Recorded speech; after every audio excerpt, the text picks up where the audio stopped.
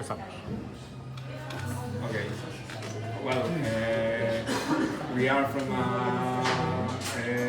bookshop in Bilbao. Okay, so this is Patricia. My name is Borja. Well, Patricia is from the bookshop, and we are from a reading club. Yeah. And we are doing a reading club from the Ridley and all the noir from the American country. So they will this Thursday. They will take a book club reading Country Dark. So we are very happy because it's one of your favorite books for us. Really? Yeah, Country Dark. I like that one. Yeah. It's very it's a sad book. it is. Yes. I sometimes compare it to Shakespeare's Romeo and Juliet. It has something there. Yeah, Romeo. Yeah, so we have a lot of people that will see this interview this Thursday. So because we want to show them, they will be so happy to go to the reading club and to be able to see Chris Offutt there. Okay. So very happy for It's a surprise for us, for them. We haven't told anyone. We don't know that you will be showing there. Yeah. So, well, first of all, we would like to Are we going? Yes. Yeah. Okay. Why the Appalachian? Why the Appalachian? I grew up there. It's my home. I was there as a child and went to school and went to a university there. There's a very small college. And I know it. I know the land. I know the people. I know the culture. I know all the birds, all the trees, all the flowers, the sky. I know how the light is. And I miss home. But I really can't go back home because it's gone. There's nothing there. Just terrain, just land. So I write about it because two reasons. One, I know it well, and I can go back home in my mind every day. And also, there are very few books set in the Appalachians due to the geography. It's a very isolated part of the United States. So that's why.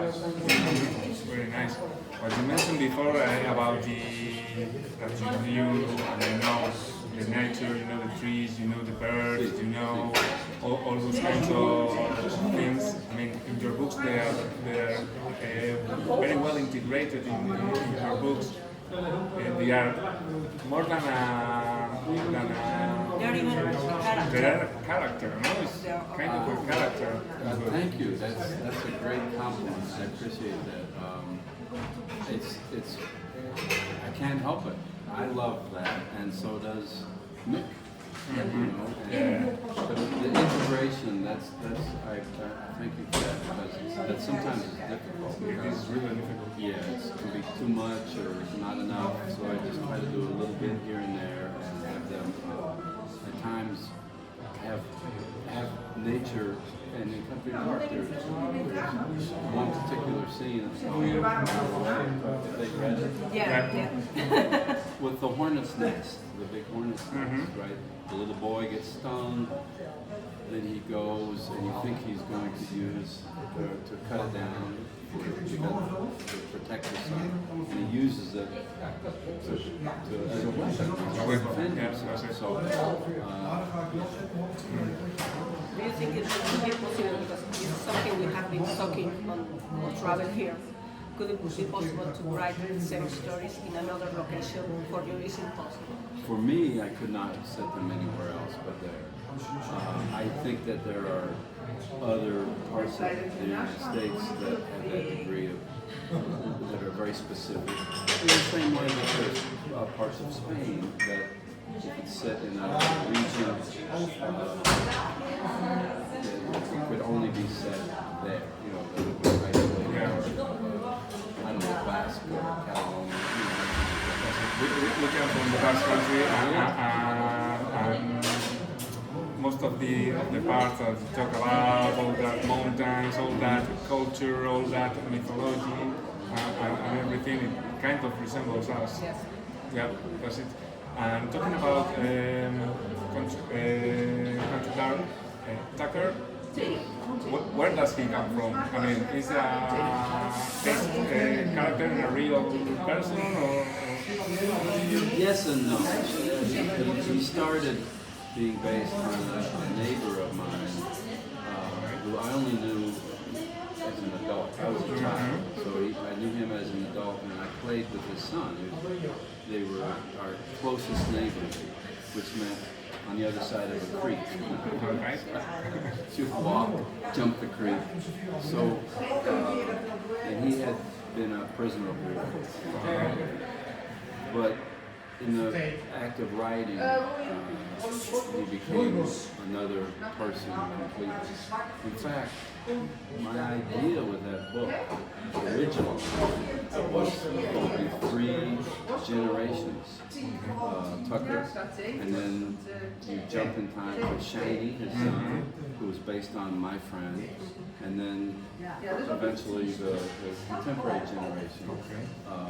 But I love Tucker too much.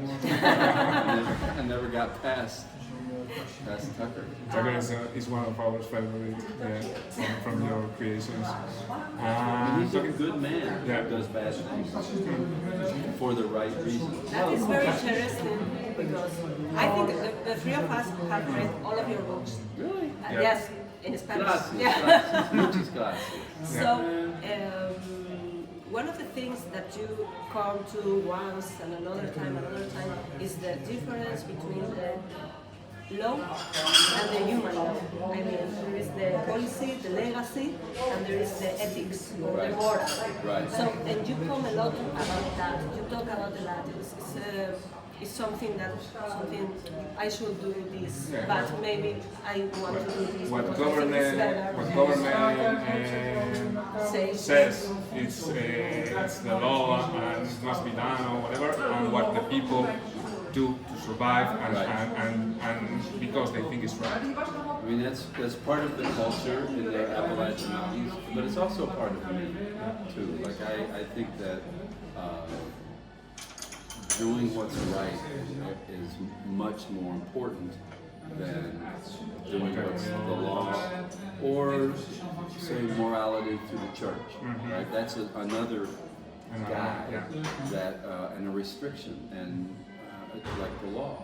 And I think every situation is different, and you have to follow your own. If you have a code of honor, a code of behavior, a code of ethics that's personal, you have to follow it. Otherwise, you're betraying yourself. But that's how I look at the world. There is something. My sons didn't understand that when they were little. I have 2 sons. When they were little, they thought, what? Daddy, what? You can't park here. Oh, yes, I can. I think that thing is getting lost now, generation by generation, no? Because I mean, my grandparents or my grandfather was like, you can do everything. If the law is not seeing us, you can do it. Yes. But they have to ask me personally. If they don't want me to do something, I have to say, excuse me, Mr. Offutt, please don't do that. Like, otherwise, I'll do what I want. If it doesn't hurt other people. That's it. Considering all the books, something we have noticed is that the lyrics of your autobiographic books is very different from the novels, from the fiction ones, because for us, maybe it's the Spanish translation or the Spanish edition, we don't know. But when you write your autobiography, it's more rich, more rich writing in some way. Yeah. But when we read your novels, that we wrote of course, it's more like, I'm seeing like the script of a movie, because it's like one chapter, one scene. More philosophic maybe, Yeah. your autobiographical part, and more natural, your fictional one. Do you feel that way? I think it's. First, I don't know. I'm. You don't I cannot be change objective, so I trust your goals now. I think that the Country Dark and then the new McCartan books, they are closer to how I think, to how I think and how I see the world. With the autobiography, the difference really is I know the story. I know the story already. So when I write, I don't have to invent. There's no pressure to imagine an event or a conversation. And that allows a different language. And I think with the autobiography, I think the language becomes maybe more complex, more complicated, and that's not. That doesn't necessarily reflect the Appalachian world, and I really want it to be how the people are and how they interact with each other. But at the same time, I'm much more comfortable writing the fiction because it's just it really is how I think. Okay, so interesting. And I think visually, I wanted to be a photographer. We love your Instagram. Yes. We love your Instagram. Yeah, because it goes very well with your writing. Your natural is important in Instagram and in your writing also, so it's very okay in the same way. I wanted to be a painter, like an artist, photographer, but writing was the way of expressing yourself. What I really wanted to be was Sherlock Holmes or Tarzan. Yeah, I think we all One of the Sherlock Holmes. Yeah. Maybe a race car driver. But I'm just a writer. No, you're a really good writer. We are in love with you.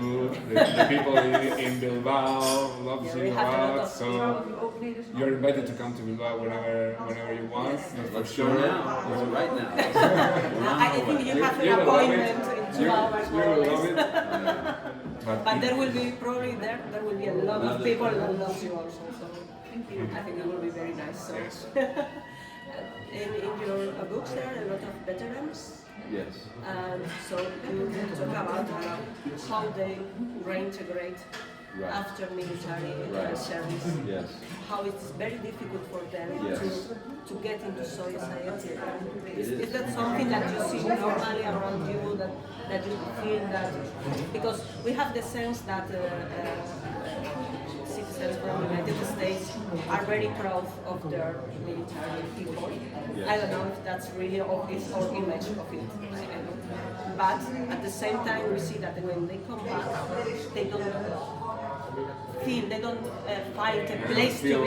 like at home. I'm going to answer that 2 ways. First, in the Appalachians, there's no way out. There's no jobs. Education is not valued. People don't go to school for the most part. And the only biggest escape for young men and young women is military service. Because you can go out, you leave the mountains, and you get clothes, food, and a place to sleep, and maybe skills for a job. But unfortunately, the United States really likes to go to war. And then what happens is all these veterans return. And yes, there is pride and appreciation for military service on the part of the people, the citizens. But the government does very little to help the return of the very, very little. And as a result, many soldiers, sailors, and Air Force people just have a hard time reintegrating into the world. it's a problem in You keep on going because I think he's asking another question. it's a problem in the hills, but it's also a problem in all the states. There's lack of medical treatment, lack of mental health treatment, lack of assistance with jobs or financial. It's a problem, and I have friends who are in that situation. Okay, talking about the Harden, Yes. that he comes from the service and all that. I mean, we will be seeing making further adventures, or what do you think? Yes. There's a fourth book Okay. with my publisher in the United States that'll come out maybe this year, or maybe it'll come out. They're working on it. And then 3 weeks ago, I began book 5. Wow. Yes, I'm trying to give Mick Harden a girlfriend. I'll see him with the The girlfriend. women that appear in your books are very characteristic. They have very strong character. Yes. I don't know if they're of their talent because there is no other way to survive if they don't have that character. They're very, I wouldn't say, well, maybe matriarchy, Something like matriarchy, no? matriarchy, is it say? I would Not so say much, that it's a hidden matriarchy. Okay. It's a matriarchy, yes. But it's not like But- top now, it's like No, hiding. But the women are smart enough to let the men think He's in power. Yes, absolutely. And yes, the people have to be tough to survive.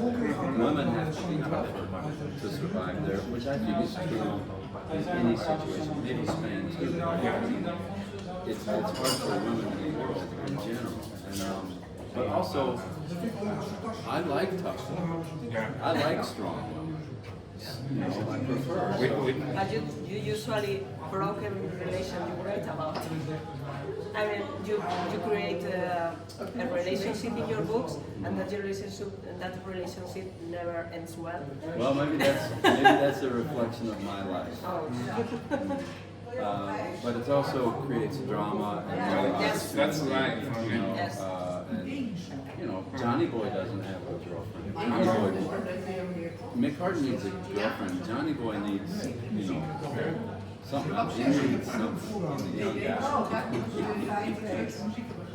And Linda, Yes. Yeah.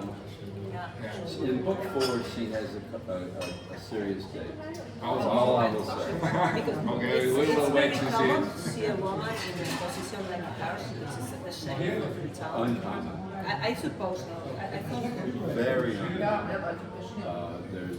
And especially in a rural, conservative state like Kentucky, or yes, it's completely uncommon. So there's resistance to a woman having authority and power, and that's interesting to write about. And I think that makes it hard for her to have dates. I won't tell you who she has a date with, but Okay, you met we will him. wait for He's in book 3. Okay. I have already read. I haven't read it He's yet. in there. Oh, I haven't read it yet. You're introduced to the man who becomes Linda Jane. Okay. Just to end up, because I think we are getting too long, which one is your favorite book you wrote? the one I'm working on right now.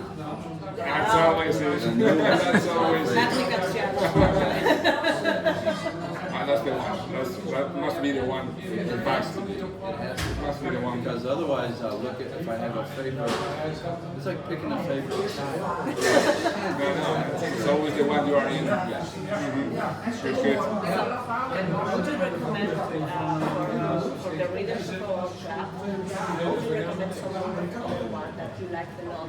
Mine? No, not necessarily. Now, A from book that another you- writer based in noir, American noir, or I mean, with just hard reviews, we are planning to do Larry Brown, the I was going to future. mention Larry Brown. Harry Cruz is good.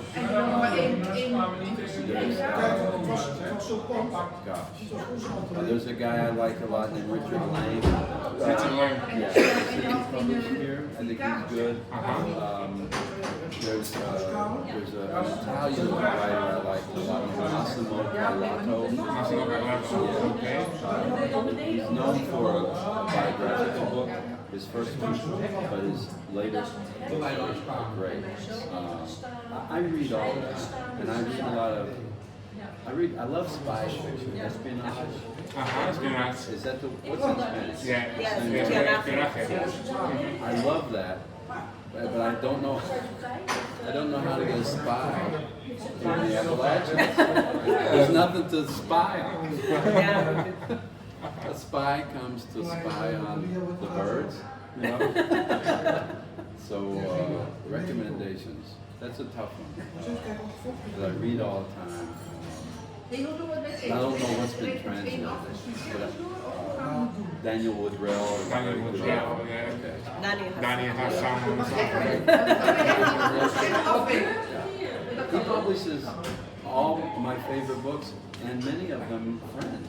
And I didn't know that till I got here. And 30 Works also publishes 30 Works. Yes. Danny Fox, yeah, Javi that has been here. Yes. That's a tough question. Nice. So Well, thank you very much. We are very appreciative your time. You're welcome. You've been so nice Thank to you very us. much. And if you can say hello to So readers, our readers in the ¿Has apagado? Librería Cámara. To the Librería Cámara and the readers of Un Paseo en el Desguace. That's a difficult one. Yeah, let me start with one at a time. All right. Libre what? Cámara. Hola, Libre Cámara. Muchas gracias. Adiós. And what was the other one? Our readers' book is called Un Paseo por el Desguace. That's really difficult. Un Nah, paseo forget de la suerte. That's it. perfect. Well, Thank you so much. Thanks. Bye bye. Thank you. Bye. Thank you so much. Cheers. Bye.